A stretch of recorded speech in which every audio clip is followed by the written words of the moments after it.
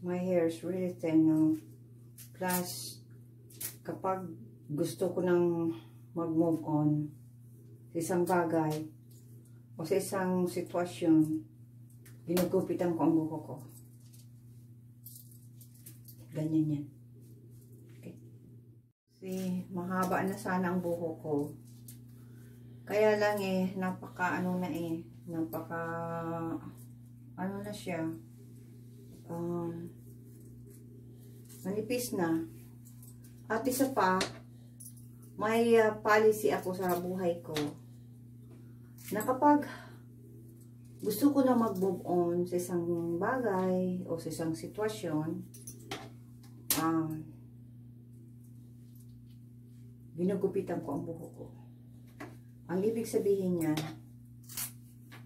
time to move on.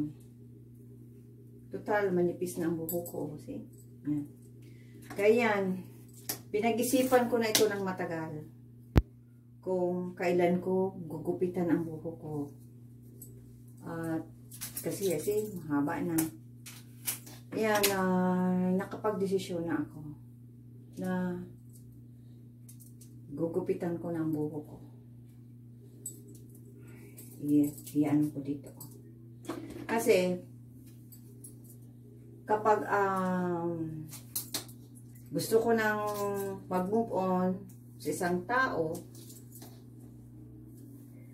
at ayoko nang bumalik ang tao yun sa buhay ko, tinatapos ko na kapag ginupitan ko ng buhok ko.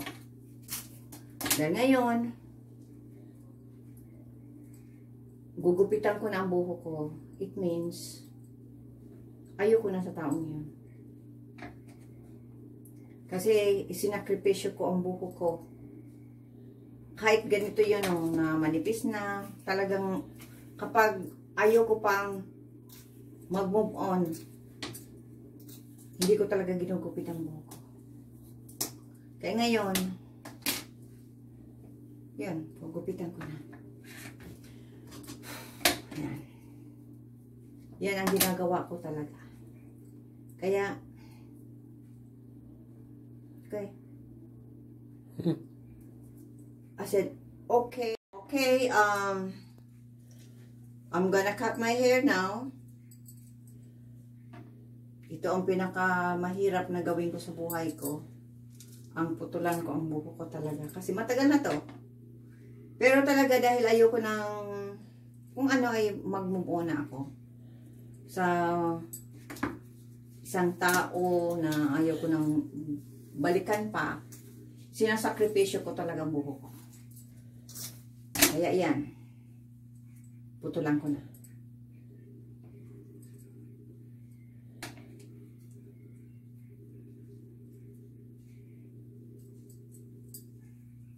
Ang ibig sabihin, tapos na. Ayoko na ang tawag ng parte ng buhay ko. Ganyan ako.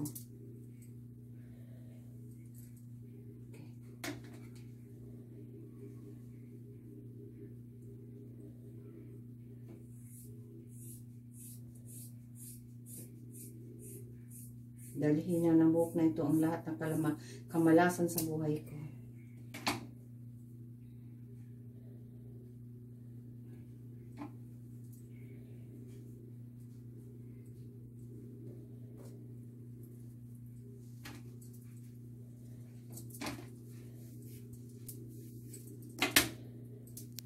Lahat ng kalamalasan sa buhay ko na dumating sa akin, dalhin na ng buhok ko ito na pinuputulan ko. Dalhin niya na.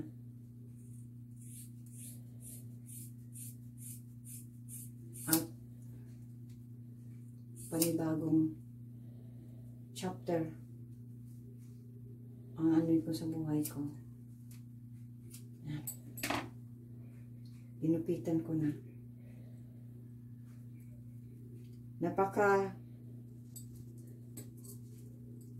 Malaking desisyon para sa akin na putulan ko ang buhok ko. Pero ako ang isang tao na kapag ayoko na bumalik ang isang tao sa buhay ko, ginukupitan ko na. Yan. Itatago ko ito at I'm gonna hide this. And I'm gonna put the date. And that's it. My hair's cut. Now I'm gonna start all over. See? You see that? You see this you see this hair right here? You're looking at it here. See? See the cut right here? See? Now, wow. Now my hair is short. I don't know what to look like. Oh, there's more at the back. It's not totally done. So, I'm gonna use my big comb now. See? Yeah. Tapos na. Hindi na ako mabalik sa tao ngayon. Tapos na. Kasi ginupitan ko ng buhok ko. Kapag ginupitan ko ng buhok ko, ang ibig sabihin, tapos na, ayoko na sa kanya. Wala na. Kasi sinakripisyo ko ang buhok ko.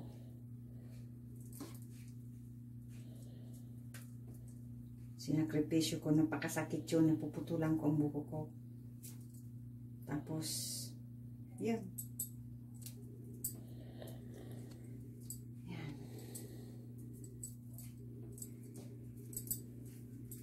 Na pinag-isipan ko to ng matagal. Sabi ko, one day, kapag ready na ako, gugupitan ko ng buhok ko. Ibig sabihin yan, kapag ginupitan ko ng buhok ko, ayoko na sa taong yun. At, ayoko na. Tapos na. Wala na. Hindi, kahit, ayoko na. Ayoko na sa anong yan. Tapos na. Mag-move on ako at kakalimutan ko ng taong iyon at sana dinala ng buhok na ito ang lahat ng kamalasan sa buhay ko. Yan. See? Liit na. See? Ipapatrim ko na lang yan ng maayos. Kasi hindi maayos eh. Ipapatrim ko na lang yan. Kasi hindi masyado, hindi ko namin eh. Kaya, yan. Ayusin ko ang buhok ko, isi-set ko, i-colors ko. Yan, start all over. Yan, tapos na. Inalis ko na ang taong yun sa buhay ko. Wala na. At di na talaga ko, wala na, tapos na. Isang, na yan, nakaraan na. Na ayoko na maging parte siya ng buhay ko. Inalis ko na siya sa buhay ko. Yan.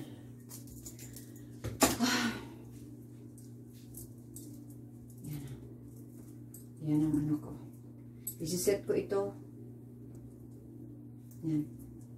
See, imagine. Ganyan no. See? Kahabang buhok ko. Pinutol ko. Isinakripisyo ko na. It means, tapos na.